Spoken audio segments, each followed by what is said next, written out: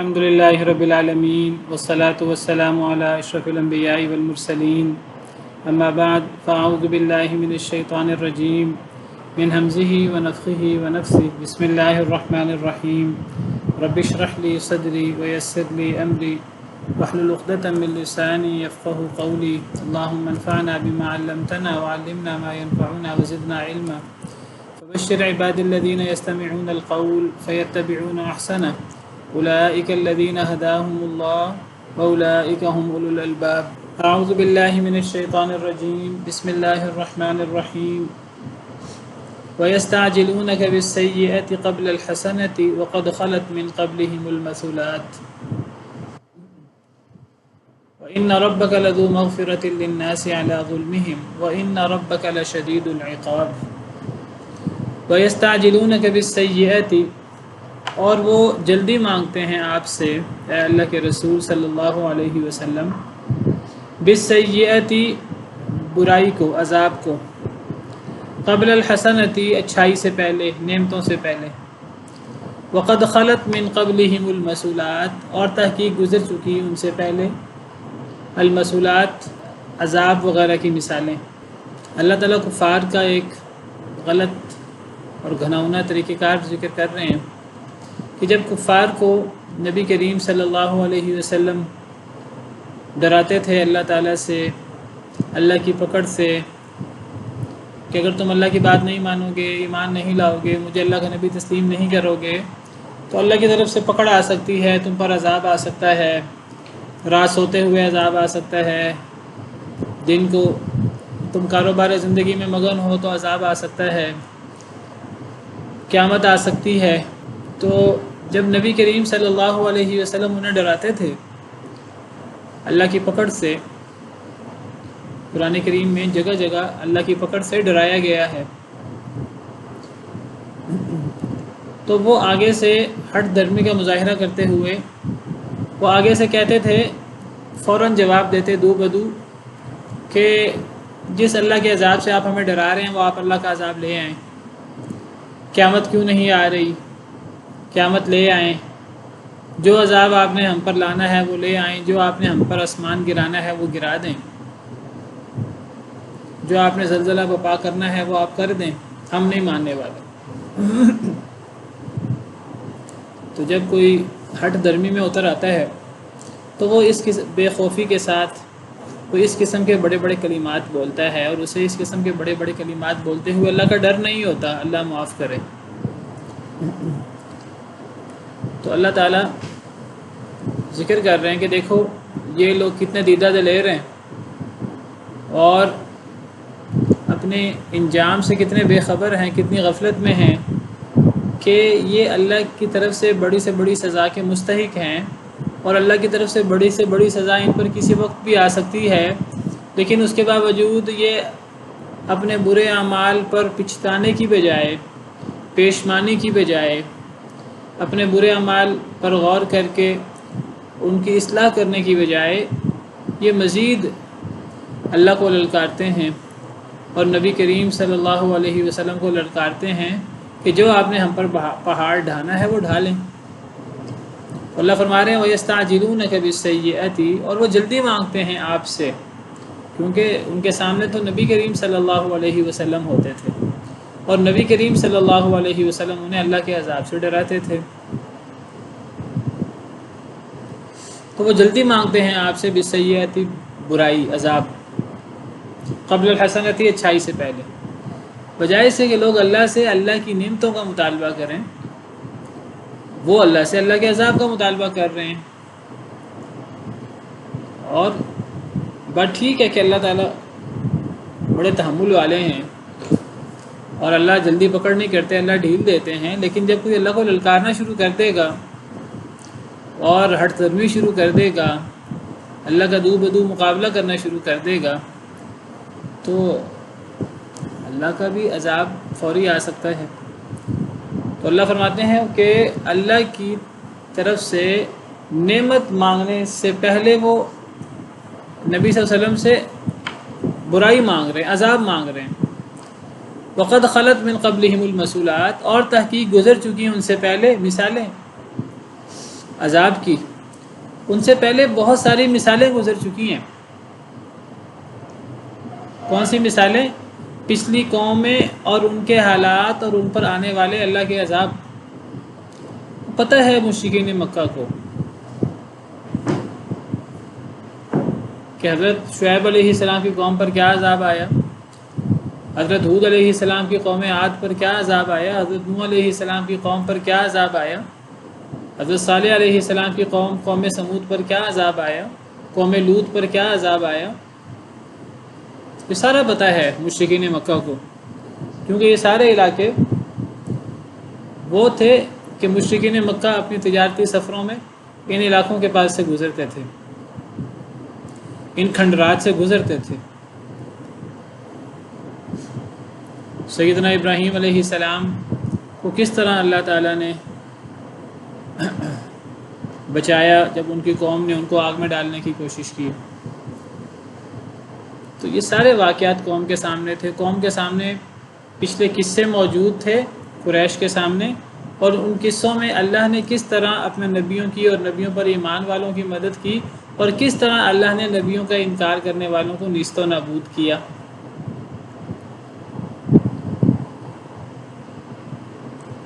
کسی قوم پر غرق ہونے کا عذاب آیا، جیسے قوم نوح ہے اور فرعون کی آل ہے۔ کسی قوم کو چیخ کے ذریعے، زلزلے کے ذریعے ہلاک کر دیا گیا، کسی قوم کو کئی دن اور کئی راتیں تیز آندھی سے ہلاک کیا گیا، کسی قوم کو پتھروں کی بارش کر کے ہلاک کیا گیا، کسی قوم کے اوپر آسمان سے آگ برسائی گئی، کسی قوم کی بستی کو الٹا دیا گیا۔ سارے واقعات ان قریش کے سامنے ہیں۔ پرانی قوموں کی مثالیں اور پرانی قوم پر اللہ کا غضب وہ ان کے سامنے ہے، اس کے باوجود انہیں اللہ کی نافرمانی کرتے ہوئے، نبی کا انکار کرتے ہوئے اور نبی سے دیدہ دلیری کے ساتھ، ہٹ دھرمی کے ساتھ عذاب مانگتے ہوئے انہیں کوئی ڈر محسوس نہیں ہوتا۔ اللہ تعجب کرتے ہیں، تو جلدی مانگتے ہیں آپ سے برائی کو، عذاب کو، قبل الحسنتی، اچھائی سے پہلے۔ نبی صلی اللہ علیہ وسلم سے جلدی مانگنے کا کیا مطلب ہے؟ یعنی آپ جس اللہ کے عذاب سے ہمیں ڈرا رہے ہیں، وہ اللہ کا عذاب آپ اپنے اللہ سے کہیں وہ ہم پہ عذاب بھیج دیں، وہ جو قیامت توڑنی ہے وہ توڑ دیں ہم پر۔ اللہ کی نعمت سے پہلے بجائے اس کے کہ وہ یہ کہیں کہ اللہ ہمیں توفیق دے، اللہ ہمارے دل کو پھیر دے، ہمیں بات سمجھ نہیں آ رہی، اللہ ہمارے سینے کھول دے، اگر آپ حق پر ہیں تو اللہ تعالیٰ ہمیں حق دکھا دے، وہ یہ کہنے کی بجائے وہ یہ کہتے ہیں کہ اگر آپ حق پر ہیں ہم نے تو آپ کی اتباع نہیں کرنی، ہم نے تو آپ کے پیچھے نہیں چلنا، اگر آپ حق پر ہے تو اللہ تعالیٰ ہم پر پتھروں کی بارش کر کے ہمیں تباہ کر دے۔ وہ ہٹ درمی اور نبی صلی اللہ علیہ وسلم کی مخالفت میں یہاں تک کہہ اٹھتے تھے۔ اللہ نے قرآن میں ذکر کیا ان کا قول، وَإِذْ قَالُوا اللَّهُمَّ إِنْ كَانَ هَذَا هُوَ الْحَقَّ مِنْ عِنْدِكَ فَأَمْطِرْ عَلَيْنَا حِجَارَةً مِنَ السَّمَاءِ، اور انہوں نے کہا اے اللہ اگر یہ حق ہے محمد صلی اللہ علیہ وسلم، یہ قرآن آپ کی طرف سے ہے، یہ نہیں کہا کہ پھر ہمیں ہدایت دے دے، کہا اے اللہ خانہ کعبہ کے پردے پکڑ کر یہ دعا کی کہ اے اللہ اگر یہ حق پر ہے اور آپ کی طرف سے ہے تو اے اللہ ہم پر پتھروں کی بارش برسا دے۔ فَأَمْطِرْ عَلَيْنَا حِجَارَةً مِنَ السَّمَاءِ أَوْ ائْتِنَا بِعَذَابٍ أَلِيمٍ، یا کوئی اور دردناک عذاب لے آ۔ یعنی وہ نبی صلی اللہ علیہ وسلم کی مخالفت کی اس انتہا پہ پہنچ چکے تھے، اب وہ نبی کریم صلی اللہ علیہ وسلم کے دین کو اپنانا اور نبی کریم صلی اللہ علیہ وسلم کی بات کو ماننے پر کسی طور پر تیار نہیں تھے۔ وہ کہتے تھے کہ ہم بجائے اسی کہ محمد صلی اللہ علیہ وسلم پر ایمان لائیں اور محمد صلی اللہ علیہ وسلم کا دین مان لیں، وہ کہتے تھے اس سے بہتر ہے ہم پر عذاب آ جائے، اگر محمد حق پر ہے یا قرآن حق ہے تو ہم عذاب جھیلنے کو تیار ہیں، ہم ایمان نہیں لا سکتے۔ اور باقاعدہ یہ دعائیں کرتے تھے خانہ کعبہ کے پاس، اور نبی صلی اللہ علیہ وسلم کو بھی صلواتیں سناتے، اور وہ اس قسم کے سخت کلمات کہتے کہ جو آپ نے عذاب لانا ہے ہم پر عذاب لے آئیں، عذاب آ کیوں نہیں رہا؟ وَيَقُولُونَ مَتَىٰ هَٰذَا الْوَعْدُ إِن كُنتُمْ صَادِقِينَ۔ تو دیکھیے یہ کتنی غفلت کی بات ہے، اور کتنی ہٹ درمی کی بات ہے، اور کتنے تکبر کی بات ہے۔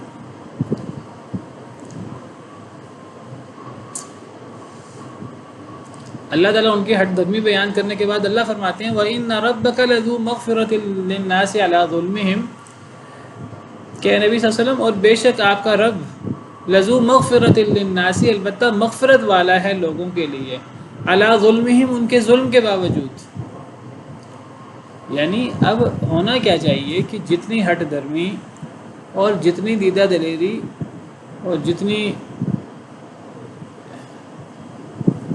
تکبر کا مظاہرہ کرتے ہوئے یہ اللہ کا عذاب مانگ رہے ہیں، ان کو تو ایک لمحے کی مہلت نہیں ملنی چاہیے. لیکن اللہ تعالیٰ لوگوں کے ظلم کے باوجود لوگوں پر مغفرت والا ہے. مغفرت سے کیا مراد ہے؟ یہ مطلب نہیں اللہ انہیں معاف کر دیں گے.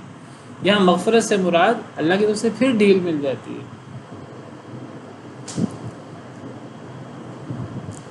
اللہ اتنے تحمل والے ہیں اور اللہ اتنی مغفرت والے ہیں. اللہ فرماتے ہیں کہ اے نبی صلی اللہ علیہ وسلم اگر یہ آپ کے ہاتھ میں عذاب کا معاملہ ہوتا آپ اتنا صبر نہ کر پاتے. نبی صلی اللہ علیہ وسلم ہے رحمت للعالمین. اللہ قرآن میں فرماتا ہے وَمَا أَرْسَلْنَاكَ إِلَّا رَحْمَةً لِلْعَالَمِينَ. لیکن اللہ نبی سے فرماتے ہیں اے نبی اگر یہ معاملہ آپ کے ہاتھ میں ہوتا آپ بھی صبر نہ کر پاتے، آپ بھی ان کی ہٹ درمی، ان کی دیدہ دلیری، ان کے تکبر کو برداشت نہ کر پاتے. لیکن نبی صلی اللہ علیہ وسلم رحمت للعالمین ہے، لیکن آپ کی رحمت وہ مخلوق رحمت ہے. اللہ کی رحمت تو وہ ہے جس کی کوئی انتہا نہیں. اللہ کی رحمت تو نبی کی رحمت سے بہت زیادہ ہے. سورہ انعام میں ہم پڑھ چکے ہیں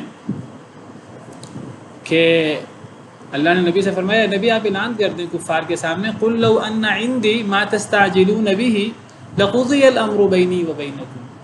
اے اللہ کے نبی صلی اللہ علیہ وسلم آپ فرما دیجیے اگر میرے ہاتھ میں ہوتا جو تم جلدی عذاب مانگتے ہو تو میرے اور تمہارے درمیان کام کا فیصلہ ہو چکا ہوتا. اگر یہ عذاب اللہ نے مجھے اختیار دیا ہوتا میں تم پہ عذاب لاؤں، اور اگر یہ عذاب بھیجنا میرے اختیار میں ہوتا میں مزید برداشت نہ کر پاتا. فیصلہ کام تمام ہو جاتا تمہارا. جب تم دیدہ دلیری سے مانگتے ہو عذاب کو تو یہ حوصلہ کسی انسان میں نہیں ہو سکتا. جس تحمل کا اور جس مغفرت کا جس رحمت کا اللہ جو ہے وہ مظاہرہ فرماتے ہیں. تو اللہ دیکھیے ان کی ہٹ دھرمی اور ان کے تکبر کے باوجود اللہ فرماتے ہیں کہ اے نبی آپ کا رب البتہ مغفرت والا ہے لوگوں کے لیے ان کے ظلم کے باوجود. یعنی یہ نہیں ہے کہ ان کا ظلم نہیں ہے، ان کی طرف سے کوتاہی نہیں ہے، ان کی طرف سے زیادتی نہیں ہے، ان کی طرف سے پوری زیادتی ہے. اور یہ بھی نہیں ہے کہ کوئی یہ سمجھے اللہ کو پتہ نہیں ہے. اللہ کو ایک ایک بات کا پتہ ہے، لیکن ان کے ظلم کے باوجود اللہ نے انہیں ڈھیل دی ہوئی ہے. کئی لوگ تو یہاں تک آ جاتے ہیں کہ مسلمانوں پر ظلم تشدد کرتے ہوئے یہاں تک کہتے ہیں کہ ہم تم پہ ظلم تشدد کر رہے ہیں، اپنے اللہ سے کہو تمہیں ہم سے بچا لیں. لوگ تو اتنے بڑے بڑے کلمات بول جاتے ہیں مسلمانوں پر ظلم تشدد کرتے ہوئے اور ان کو انواع قسم کے ظلم و ستم کا نشانہ بناتے ہوئے اور بڑے بڑے عذاب توڑتے ہوئے. باقاعدہ پھر وہ خدائی لہجے میں بات کرتے ہوئے کہتے ہیں کہ اگر تمہارا کوئی رب ہے اور تمہارا کوئی رب تمہیں ہم سے بچا سکتا ہے تو اس سے کو تمہیں ہم سے بچا لے. اگر وہ ہم پر کوئی آسمان گرا سکتا ہے تو ہم پہ وہ آسمان گرا دے. ہمیں جو اس نے سزا دینی ہے ہمیں وہ سزا دے دے. کئی لوگ ایسے کلمات بولتے ہیں، کئی لوگوں پر ایسے کلمات بولنے کی وجہ سے عذاب آ بھی جاتا ہے فوری. لیکن بہرحال اللہ کی طرف سے عذاب تب آتا ہے جب اللہ نے لکھ رکھا ہے تب آئے گا. تو یہ جو عذاب آنے میں وقفہ ہوتا ہے اس وقفے کی وجہ یہ نہیں ہے کہ یہ لوگ ظالم نہیں ہیں، اس وقفے کی وجہ یہ نہیں ہے کہ اللہ کو پتہ نہیں ہے. یہ لوگ ظالم ہیں اور ان کا ایک ایک عمل اس قابل ہے کہ اس عمل کی وجہ سے ان پر کیا ان کے ارد گرد انسانوں پر بھی اور ان کے ارد گرد جانوروں پر بھی اور پوری دنیا پر ان کے عمل کی وجہ سے عذاب آ جائے. لیکن اللہ نے ڈھیل دی ہوئی ہے. دیکھیے پورے ملک ہیں، امریکہ، یورپ، اسرائیل، کافر ملک ہیں، اللہ کو للکارتے ہیں باقاعدہ اور اپنی طرف سے یعنی ایسے ملک ہیں پورے کے پورے وہ کہتے ہیں کہ جی ہم اللہ کے نظام کو ماننے کو تیار ہی نہیں. مشرکین مکہ تو پھر اللہ کو مانتے تھے، خالق مانتے تھے، کم از کم اللہ کو رازق مانتے تھے. آج تو ایسے ملک ہیں پورے کے پورے لاکھوں کروڑوں لوگ جو کہتے ہیں جی ہمارا اللہ سے اور مذہب سے کوئی لینا دینا ہی نہیں ہے، اللہ کے ساتھ مقابلہ ہے سیدھا سیدھا، اس کے باوجود اللہ نے ڈھیل دی ہوئی ہے، اللہ نے نعمتیں کی ہوئی ہیں، ایسی ایسی نعمتیں کی ہوئی ہیں کہ دنیاوی نعمتوں کے اعتبار سے بعض دفعہ مسلمانوں سے بھی وہ زیادہ ہیں، اور اس کی وجہ یہ نہیں ہے ہم لوگ بعض دفعہ ان چیزوں کی وجہ سے یہ مسلمانوں کی ایمان کی کمی ہے، وہ دھوکے میں آ جاتے ہیں۔ وہ کہتے ہیں کہ اللہ ہم پہ تو نعمتیں نہیں کرتے، اللہ کافروں پر نعمت کر دیتے ہیں، شاید اللہ کافروں سے زیادہ ناراض نہیں ہے، شاید کافروں کے کچھ ایسے نیک کام ہیں، کافروں نے کچھ ایسے کام اپنا لیے ہیں، مسلمان وہ کام نہیں کر رہے، کافر محنت بہت زیادہ کرتے ہیں، تو اللہ نے اب انہیں نوازنا ہے۔ اس قسم کی باتیں کرنا شروع کر دیتے ہیں لوگ۔ یہ بات یاد رکھیے کہ کفار پر اللہ کی طرف سے اگر کوئی دنیاوی نعمتیں ہیں، یہ ان کے کسی عمل کی وجہ سے نہیں ہے، یہ اللہ کا عذاب ہے۔ اصل میں یہ بات وہ لوگ کریں گے کہ جی ان کے کوئی ایسے اچھے اعمال ہیں، مسلمان تو وہ اعمال بھی نہیں کر رہے، مسلمان تو اعمال میں ان سے بھی گئے گزرے ہیں، لہٰذا ان پر مسلمانوں سے زیادہ نعمتیں ہیں۔ بھئی کیا دنیا کی نعمتوں کی وجہ صرف اعمال ہوتے ہیں؟ ایسی بات نہیں ہے۔ دنیاوی نعمتیں بعض دفعہ وہ دیکھنے میں نعمتیں نظر آ رہی ہوتی ہیں، اللہ کا عذاب ہوتا ہے۔ ہمیں نہیں پتہ اللہ کا عذاب کیا ہے۔ اگر اللہ تعالیٰ کسی بندے کا دماغ بند کر دے، کسی کا دل بند کر دے، اور کسی کو ایمان کی توفیق نہ ملے، اور کسی کو ظاہری دنیاوی نعمتیں اس پر اتنی برسائے کہ وہ ان نعمتوں میں اس طرح مگن ہوئے کہ اچانک اس پر موت آ جائے، اس سے بڑا اللہ کا عذاب کیا ہو سکتا ہے کہ وہ بندہ غفلت کے اندر ہی اپنی جان سے گزر جائے۔ فلا تعجبک اموالہم ولا اولادہم، سورہ توبہ میں اللہ فرماتے ہیں کہ اے نبی صلی اللہ علیہ وسلم، یہ جو منافقین ہیں ہم نے ان کو بڑا مال دے رکھا ہے، بڑی اولادیں دے رکھی ہیں، اے نبی آپ کو ان کے مال اور ان کی اولادیں کبھی تعجب میں مبتلا نہ کریں۔ کیوں؟ انما یرید اللہ لیعذبہم بہا فی الحیات الدنیا، اللہ چاہتے ہیں کہ ان مال اور دنیا کی نعمتیں ہیں، اس مال اور ان اولادوں کی وجہ سے اللہ انہیں دنیا میں عذاب دے۔ کیسے؟ وَتَزْهَقَ أَنفُسُهُمْ وَهُمْ كَافِرُونَ، کہ ان کی جانیں اس حال میں نکلیں کہ یہ اپنے کفر میں ہی مگن ہو، اپنے غفلت میں ہی مگن ہو۔ اب بتائیے، منافقین کے پاس زیادہ نعمتیں تھیں ظاہری طور پر دنیاوی، حضرت موسیٰ اور فرعون میں سے فرعون کے پاس زیادہ نعمتیں تھیں۔ کیا کوئی کہہ سکتا ہے کہ فرعون کے اعمال وہ بنی اسرائیل سے یا حضرت موسیٰ کے اعمال سے زیادہ اچھے تھے، یا کوئی منافقین کے اعمال زیادہ اچھے تھے؟ میں اس لیے یہ بات کہہ رہا ہوں، اور یہ میں بات بڑی واضح طور پہ اس لیے کہہ رہا ہوں، ہم میں سے کئی لوگ یہ بات کہتے ہیں، باقاعدہ کہتے ہیں اصل میں وہ لوگ محنتی بہت ہیں، ہم محنت نہیں کرتے، ہم سست لوگ ہیں، اس لیے ان پر اللہ کی نعمتیں ہیں۔ وہ لوگ فلاں کام کرتے ہیں، ہم لوگ فلاں کام نہیں کرتے، اس لیے ان پر نعمتیں۔ بھئی یہ بات ہم تب کریں جب اللہ نے یہ بات طے کر دی ہو کہ کوئی اصول مقرر کر دیا ہو، جو بھی دنیا میں یہ کام کرے گا میں اسے دنیا کی نعمتیں دوں گا۔ اللہ نے تو ایسا اصول طے نہیں کیا۔ ایک مسلمان پر بھی دنیا میں اللہ کی نعمتیں وہ اللہ کی عطا ہے، اللہ کسی پر رزق تنگ کر دے، اللہ کسی پر رزق کھول دے۔ اللہ یبسط الرزق لمن یشاء ویقدر، اللہ جس کے لیے چاہتے ہیں رزق کھول دیتے ہیں، جس کے لیے چاہتے ہیں رزق تنگ کر دیتے ہیں۔ رزق کھولنا یہ بھی اللہ کی آزمائش ہے، رزق تنگ کرنا بھی اللہ کی آزمائش ہے۔ اگر اللہ کسی کی آزمائش رزق کھول کر کرنا چاہتے ہیں، کسی کی آزمائش رزق تنگ کر کے کرنا چاہتے ہیں، اللہ سے کون پوچھ سکتا ہے؟ ہاں، آخرت میں کسی پر نعمت ہوگی تو آخرت پر نعمت کی وجہ انسان کے اعمال ہوں گے، اگرچہ آخرت پر بھی انعام کی اصل وجہ اللہ کی رحمت ہوگی، لیکن اللہ کی رحمت انسان کے اعمال کو دیکھ کر جوش میں آئے گی۔ اور آخرت میں جو اللہ کے عذاب کا شکار ہوگا وہ اپنے برے اعمال کی وجہ سے اللہ کے عذاب کا شکار ہوگا۔ لیکن دنیا میں یہ ضروری نہیں ہے کہ دنیا کی نعمتیں وہ لازماً کسی عمل کا نتیجہ ہی ہوں، یہ ضروری نہیں ہے۔ یعنی اللہ وَإِنَّ رَبَّكَ لَذُو مَغْفِرَةٍ لِلنَّاسِ عَلَىٰ ظُلْمِهِمْ، کئی لوگ اپنے ظلم اور اپنی زیادتی میں انتہا درجے کو پہنچ جائیں اور اللہ پھر بھی ان کو ڈھیل دے، ایسا بالکل ہو سکتا ہے، اور اللہ ایسا کرتے ہیں۔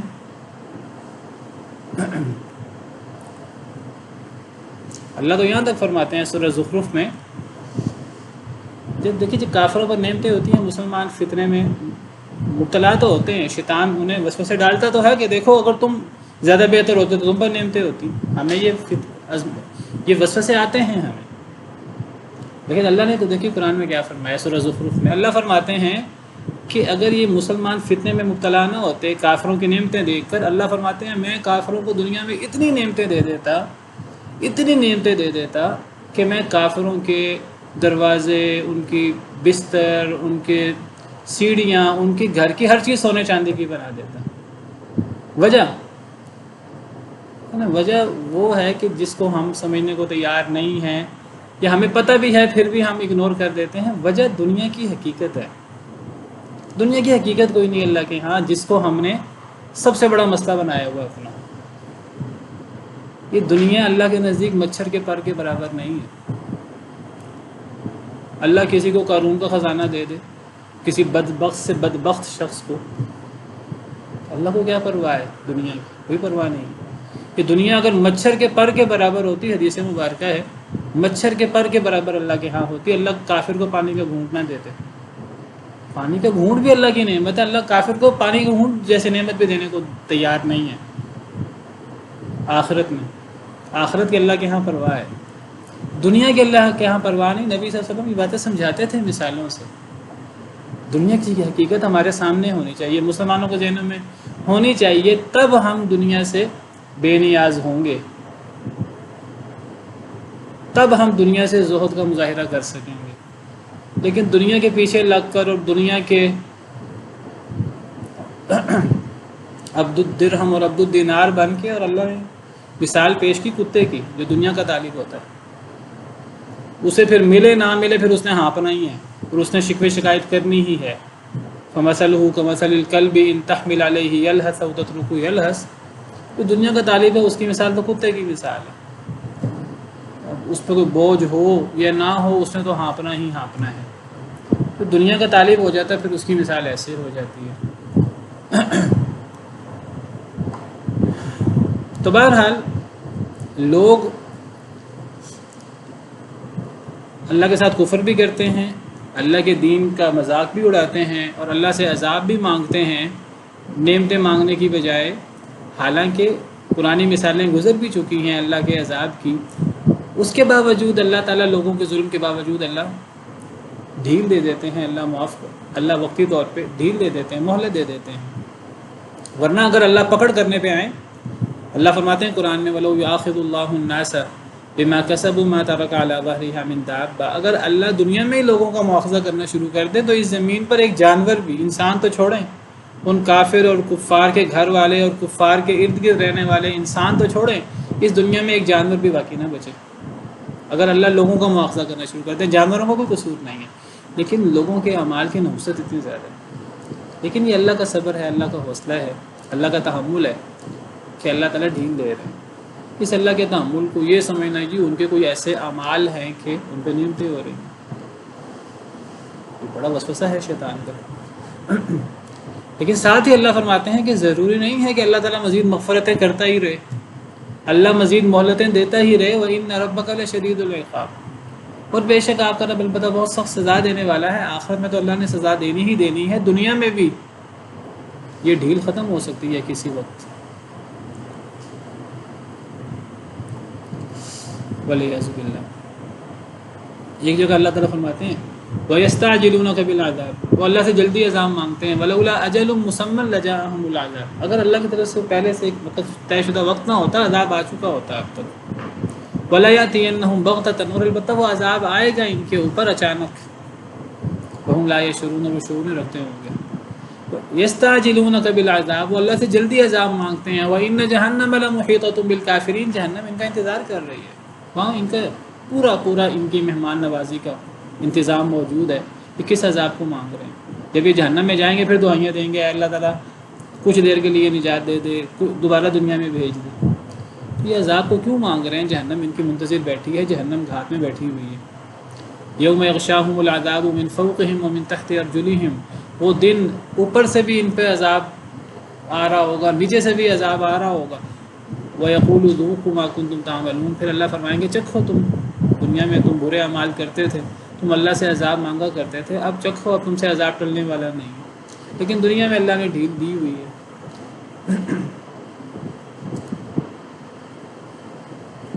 اللہ کے سامنے کبھی دیدہ دلیری ہٹ دھرمی کا مظاہرہ نہیں کرنا چاہیے۔ لیکن المیہ یہ ہے کہ جو جتنا بڑا کافر ہو، جتنا بڑا منافق ہو، وہ اتنا زیادہ اللہ کے عذاب سے بے خوف ہوتا ہے، اور جو جتنا بڑا مومن ہو، جتنا زیادہ نیک ہو، وہ اتنا زیادہ اللہ سے ڈرنے والا ہوتا ہے۔ عجیب بات ہے۔ حالانکہ کافر کو اللہ سے زیادہ ڈرنا چاہیے۔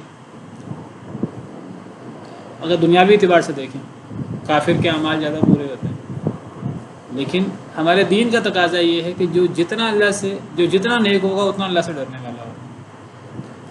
سب سے زیادہ اللہ سے ڈرنے والے اللہ کے نبی، پھر صحابہ، پھر اللہ کے ولی، یہ سب سے زیادہ اللہ سے ڈرنے والے ہوتے، کیونکہ ان کو اللہ کی پہچان، اللہ کی معرفت ان کو ہونا شروع ہو جاتی ہے۔ جتنی وہ اللہ کی پہچان، اللہ کی معرفت میں بڑھتے جاتے ہیں، اتنا اللہ کا ڈر، اللہ کا جاہ و جلال، اللہ کا خوف ان کے اندر پیدا ہوتا رہتا ہے۔ وَيَقُولُ الَّذِينَ كَفَرُوا لَوْلَا أُنزِلَ عَلَيْهِ آيَةٌ مِّن رَّبِّهِ، اور کہتے ہیں وہ لوگ جنہوں نے کفر کیا، لولا انزل علیہ آیۃ من ربی، کیوں نہیں نازل کی گئی اس کے اوپر کوئی نشانی اس کے رب کی طرف سے۔ ایک عام اعتراض کفار کا کہ محمد صلی اللہ علیہ وسلم پر اگر یہ اللہ کا نبی ہے تو اس پر اس کے رب کی طرف سے کوئی نشانی کیوں نہیں نازل کی گئی؟ اب نشانیاں تو اللہ نے بہت سی اتاری تھی، ان کے اس اعتراض کا کیا مطلب ہے؟ یعنی وہ نشانی جو وہ مانگتے تھے کہ جی مکہ مکرمہ کو ایک میدانی علاقہ بنا دیں، صفا پہاڑ کو سونے کا پہاڑ بنا دیں، جو جس کے دل میں آیا وہ مانگ رہا ہے، میں اللہ کو دیکھنا چاہتا ہوں، مجھ پر کتاب کیوں نہیں نازل کرتے، مجھ پر کتاب نازل کرو تو میں مان لوں گا، میں یہ کر دوں گا، میں وہ کر دوں گا۔ تو وہ اپنے من پسند جو وہ مانگتے رہتے تھے، تو اللہ اس کا جواب دیتے ہیں انما انت منذر، اے نبی صلی اللہ علیہ وسلم آپ ان کی باتوں کے پیچھے نہ پڑیں، ان کے اعتراضات کے پیچھے نہ پڑیں، آپ ان کو کہیں کہ بے شک آپ تو ڈرانے والے ہیں، آپ کا کام ڈرانا ہے، آپ کا کام نشانیاں لانا، آپ کا کام عذاب لانا، یہ آپ کا کام ہی نہیں ہے، پھر اللہ کا کام ہے، اللہ جب چاہیں گے اللہ نشانیاں بھیج دیں گے، اللہ جب چاہیں گے اللہ عذاب بھیج دیں گے۔ آپ ان سے کہہ دیجئے میرا کام تو ڈرانا ہے، میں تو تمہیں ڈرا سکتا ہوں، نشانیاں دینا، عذاب دینا، یہ اللہ کا کام ہے۔ وَلِكُلِّ قَوْمٍ ہَادٍ، اور ہر قوم کے لیے کوئی نہ کوئی رہنما ہوتا ہے، ہادی ہوتا ہے۔ میں تمہارے لیے ہدایت دینے والا، تمہیں صحیح راستہ بتانے والا ہوں، باقی تمہاری مرضی ہے تم مانو یا نہ مانو۔ میں تو تمہیں اللہ کے عذاب سے ڈرانے والا ہوں، تمہاری مرضی ہے کہ تم مانو یا نہ مانو۔ میرا کام نشانیاں لانا، میرا کام عذاب لانا، یہ میرا کام نہیں ہے، میرا کام ڈرانا ہے تمہیں، میں تمہیں ڈرا رہا ہوں۔ ہر قوم کے لیے کوئی نہ کوئی ہادی ہوتا ہے، کوئی نہ کوئی رہبر ہوتا ہے، کوئی نہ کوئی رہنما ہوتا ہے۔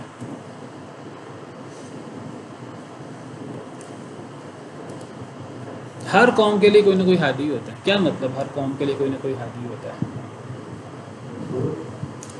رسول، ہر قوم کا کوئی نہ کوئی رسول ہوتا ہے، یعنی کوئی قوم رسول کے بغیر نہیں ہے۔ مثلا آج ہم لوگ ہیں، ہمارے پاس کوئی رسول نہیں ہے، جی علماء،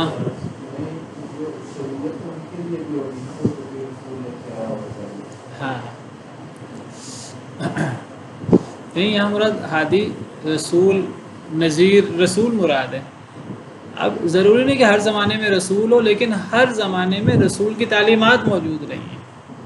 اب کہنے کو آج کوئی رسول نہیں، جیسے میں نے کہا، اس کا مطلب یہ تو نہیں رسول کی تعلیمات نہیں ہیں، رسول کی تعلیمات تو موجود ہیں۔ سیدنا عیسیٰ علیہ السلام کے بعد نبی صلی اللہ علیہ وسلم کے دور تک کوئی رسول نہیں آیا، تعلیمات تو موجود تھی نا۔ اسی طرح پچھلے زمانوں میں بھی ایسے زمانے ضرور آئے ہیں کہ کوئی رسول موجود، ایسے زمانے آئے ہیں کہ ایک سے زیادہ رسول بھی موجود ہیں، ایسے زمانے بھی آئے ہیں کوئی رسول نہیں ہے، لیکن رسول کی تعلیمات تو موجود ہوتی ہیں نا۔ کبھی بھی یہ نہیں ہوا کہ رسول کی تعلیمات موجود نہ ہوں۔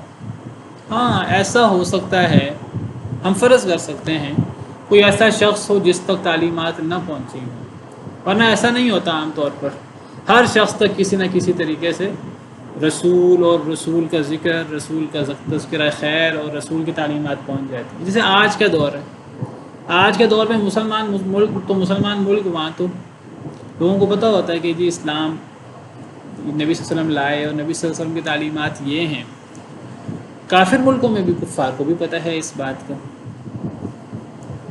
ایسا ہو سکتا ہے کہ کبھی کوئی شخص صحرا میں ہو، وہ کہ مجھ تک کوئی تعلیمات نہیں پہنچی، تو ایسے لوگوں کے لیے اللہ نے فرمایا ہے کہ جس تک کوئی تعلیمات نہیں پہنچی اسے عذاب نہیں ہوگا۔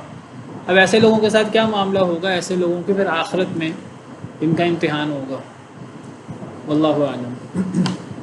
تو بہرحال جی سر میں پوچھنا چاہ رہی تھی کہ جو مشرکین مکہ ہیں اللہ کے رسول صلی اللہ علیہ وسلم کی آمد سے پہلے، تو ان سے پہلے تو عیسیٰ تھے نا، مطلب چاہے وہ ان کی اپنی اس میں سے نہیں تھے، مطلب وہ بنی اسرائیل سے تھے، لیکن اس کے باوجود وہ یہ تو صحیح تعلیمات موجود تھی، اس طرح سے ان کو بھی شاید نہیں ملتا لباس کہ وہ ایمان نہیں کرے۔ نہیں، اصل میں دیکھیے جو مشرکین مکہ تھے وہ حضرت عیسیٰ آ چکے تھے۔ اگر وہ کہیں گے جی حضرت عیسیٰ ہمارے لیے رسول تھے ہی نہیں، وہ تو بنی اسرائیل کے لیے تھے، تو مشرکین مکہ کے لیے حضرت ابراہیم کے دین کی تعلیمات موجود تھیں، اور مشرکین مکہ باقاعدہ دعویٰ کرتے تھے ہم دین ابراہیمی پر ہیں۔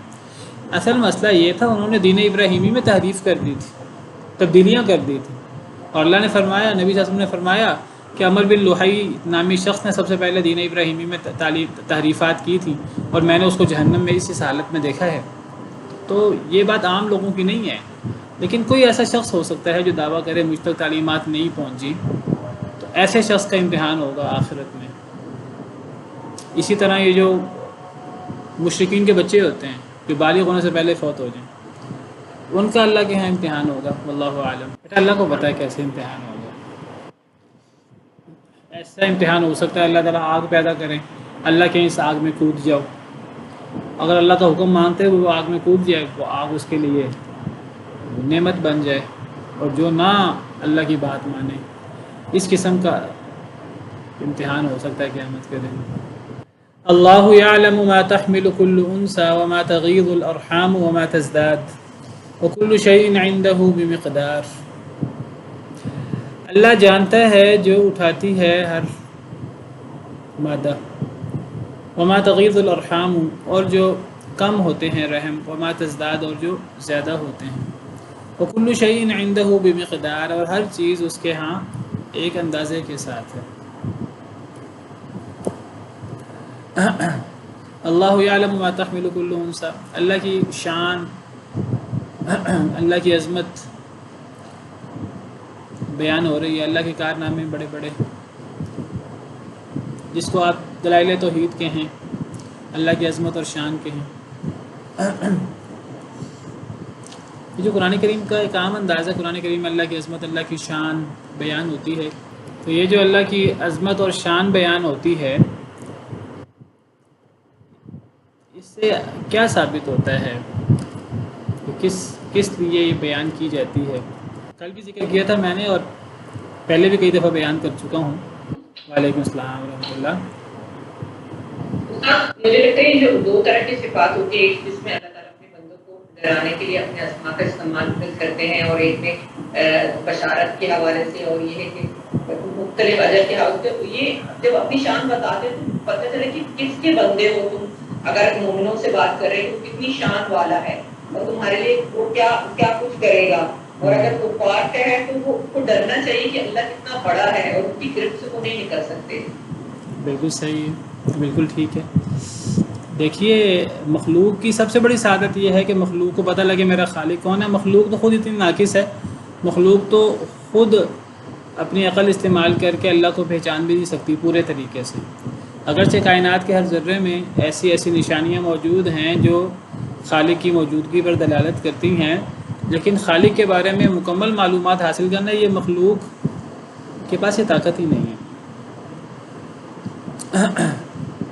تو مخلوق کے لیے سب سے بڑی سعادت یہ ہے کہ مخلوق کو خالق کی معرفت ہو، اور خالق کے بارے میں سب سے بہتر ہمیں پتہ لگے گا وحی کے ذریعے، وہ اللہ بیان کریں گے یا اللہ کی طرف سے اللہ کا رسول بیان کرے گا۔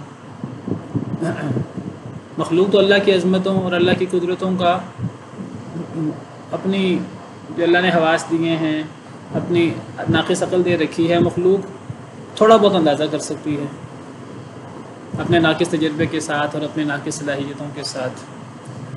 تو سب سے بڑی سعادت مخلوق کی یہ ہے اس کو اللہ کے بارے میں پتہ لگے کہ اللہ کتنے عظیم ہیں، اور مخلوق کو یہ پتہ لگے اللہ نے مجھے کیوں پیدا کیا ہے۔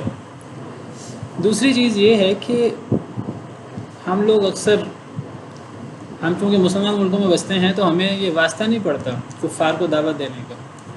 کفار کو دعوت دینے کے لیے یہ بہت بڑے دلائل ہیں۔ یعنی اگر کسی کو یہ ثابت کرنا ہے کسی ایتھیسٹ کو کہ اس دنیا کا کوئی نہ کوئی خالق ہے تو یہ اسی کے دلائل ہیں۔ یعنی یہ اتنے زبردست دلائل ہیں کہ اس کائنات کا کوئی نہ کوئی خالق ہے، یہ سارے اصل میں اس چیز کے دلائل ہیں۔ کبھی غور کریں آپ، یہ ایسے دلائل ہیں، ان دلائل کو کوئی عقل مند شخص رد نہیں کر سکتا کسی طور پر بھی۔ پہلے تو انسان یہ دیکھے کہ اس کائنات میں کتنی بڑی بڑی چیزیں ہیں اور کتنی عظیم، یعنی جتنی بڑی مخلوق ہوگی وہ اپنے خالق کی عظمت کے بارے میں دلالت کرے گی، جتنی بڑی مخلوق ہوگی۔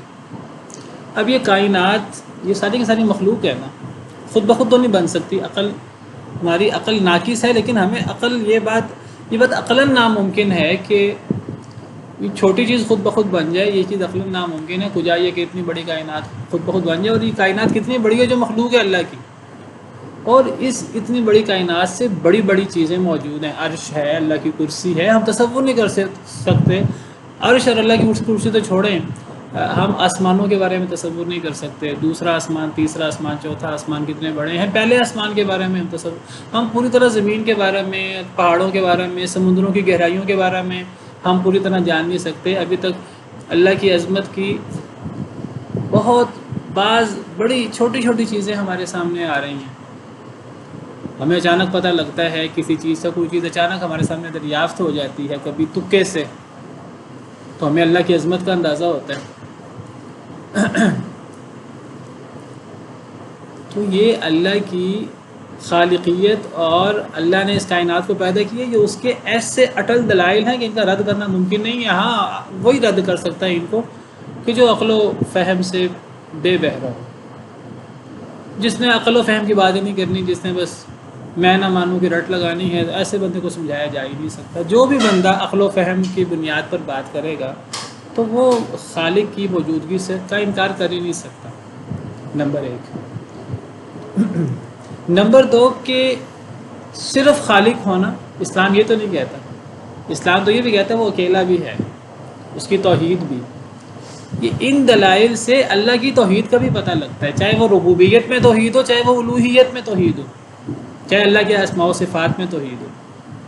انہی چیزوں کے ذریعے اللہ شرک کا رد بھی کرتے ہیں۔ مشرکین مکہ کا شرک تھا، اس کا بھی تو جو وہ توحید الوہیت میں شرک کرتے تھے، توحید ربوبیت کے وقائل تھے، توحید الوہیت میں شرک۔ لیکن دیکھیے اللہ تعالیٰ بار بار کہتے ہیں تم نے یہ جو لات منات عزا بنا رکھے ہیں، عیسائیوں کو اللہ کہتے ہیں تم نے جو سیدنا عیسیٰ علیہ السلام کو، حضرت مریم کو، حضرت جبریل امین علیہ السلام کو معبود بنا رکھا ہے، تم مجھے بتاؤ انہوں نے کیا پیدا کیا ہے، تم مجھے بتاؤ ان کے کارنامے کیا ہیں۔ اگر اللہ انہیں ہی ہلاک کرنا چاہے تو اللہ ہلاک کر سکتا ہے انہیں، اگر اللہ انہیں ہلاک کر دے تو وہ کہاں سے معبود ہوئے؟ تو یہ ایسے اٹل دلائل ہیں، ایسے عقلی دلائل ہیں، یہ ایسے دلائل ہیں۔ بعض لوگ کہتے ہیں جی یہ آپ قرآن سے دلائل پیش کرتے ہیں، قرآن تو مسلمانوں کے لیے، قرآن کے دلائل اصل میں وہ ایسے دلائل نہیں جو صرف نقلی دلائل ہیں، قرآن تو عقلی دلائل کی بات کرتے ہیں۔ یہ ایسے دلائل تھے، مشرکین مکہ جب بھی ان دلائل کو نیوٹرل ہو کے پڑھتے تھے تو ان کا دل آٹومیٹک اللہ کی خالقیت کی اور اللہ کی توحید کی گواہی دیتا تھا، وہ بے ساختہ ایمان لانے پر مجبور ہو جاتے تھے وہ قریش کہ جو عقل سلیم کے مالک تھے۔ جب بھی انہوں نے قرآن کریم کو پڑھا بائسٹ ہوئے بغیر، اعتراض کے نقطہ نظر کے بغیر، انہیں اللہ کی پہچان، دین اسلام کی پہچان، اللہ کی توحید کا پتہ لگا، اور یہ زبردست ترین دلائل ہے۔ ہمیں اصل میں بعض دفعہ ہم ان چیزوں پر غور اس لیے نہیں کرتے، ہمیں کئی دفعہ ان چیزوں سے واسطہ نہیں پڑتا، ہمارے سامنے کفار موجود نہیں ہیں۔ ان لوگوں سے پوچھیے جو لوگ کافر ملکوں میں رہتے ہیں اور ان کو اس قسم کی چیزوں کا واسطہ پڑتا ہے، تو کبھی ان چیزوں کو اس انداز سے غور کیجیے۔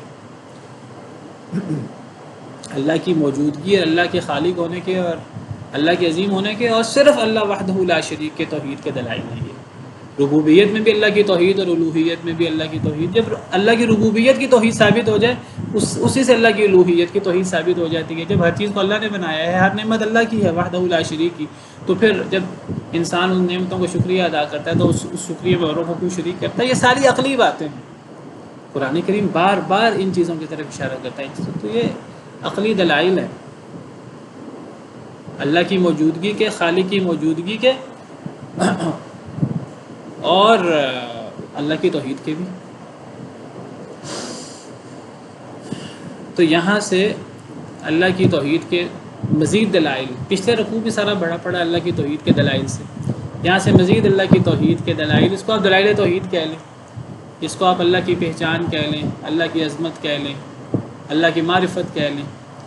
اور جب اللہ یہ چیزیں بیان کرتے ہیں، ایک تو اس سے اللہ کی پہچان ہوتی ہے، اللہ کی عظمت ظاہر ہوتی ہے، اور در حقیقت یہ تقابل ہو رہا ہے ان باطل معبودوں سے، چاہے وہ اللہ کے نیک اور برگزیدہ بندے ہوں جن کے بارے میں یہ باور کیا جاتا ہے کہ وہ معبود ہیں اور ان میں خدائی صفات ہیں. تو یہ ساری صفات اللہ بیان کر کے، یہ اللہ کے تو یہ صفات ہے، بتاؤ یہ صرف اللہ کی مخلوق میں سے کس کی ہے جن کو تم نے معبود بنا رکھا ہے. چلیں آج کے لیے اتنا ہی کافی ہے، باقی انشاءاللہ کل. سبحان ربک رب العزت عما یصفون وسلام علی المرسلین والحمد للہ رب العالمین.